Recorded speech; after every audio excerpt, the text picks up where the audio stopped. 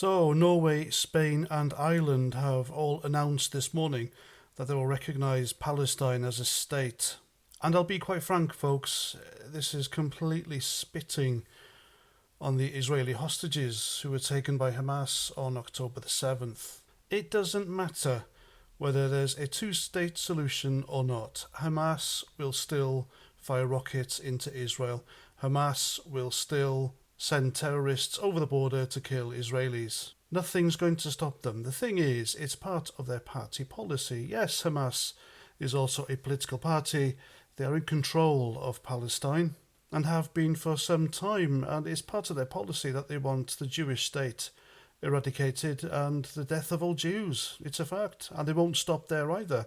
Now, I am particularly disappointed in Ireland doing this. But then again, this is the same country which sent its condolences to the German diplomat in Dublin after Adolf Hitler took his own life after World War II. And it seems the Irish government have forgotten their own history. Now, I'm going to read you something now, and I think it's very relevant to what I'm trying to tell you.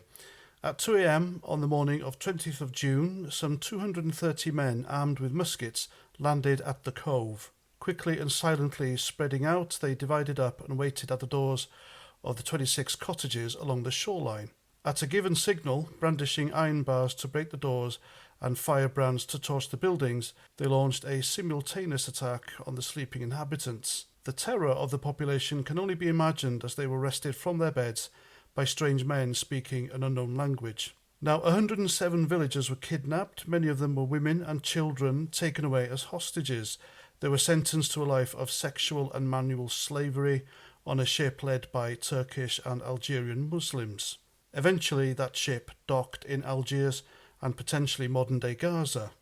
Now, this is a story from 1631. It's a real event, it really happened, and it's the story of the infamous sack of Baltimore, in which hundreds of Islamic Barbary pirates kidnapped and enslaved a whole village off the Irish coast in Cork.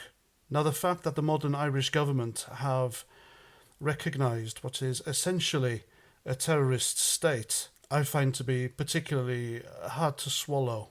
By doing this, they have not only spat on the graves of the Irish villagers who were taken as hostages back then, but they are also recognising a human trafficking, gang-raping terrorist group, which is posing as a formal government of a sovereign state. This is utterly shameful on Ireland, well, the Irish government, and even more shameful and ridiculous on behalf of the International Criminal Court to issue a warrant for Netanyahu.